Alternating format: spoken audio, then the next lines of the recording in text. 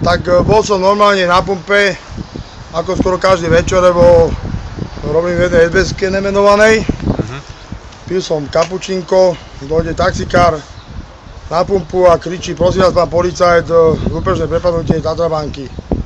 Ja som neváhal, hneď som vyštartoval z pumpy, rovno tomu páchateľovi.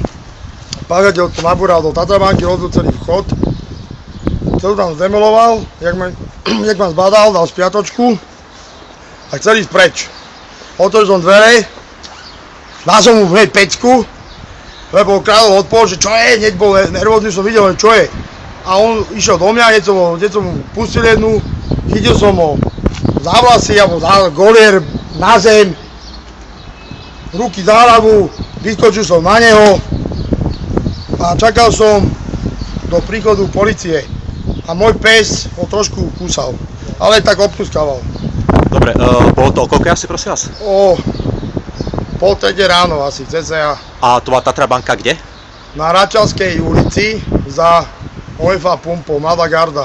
Aha, takže ak som pochopil, ten páchateľ vlastne on zo svojím autom vošiel do banky? Normálne spálil, podotýkam, akože bol podgúražený alebo spoločensky unavený, ako sa hovorí.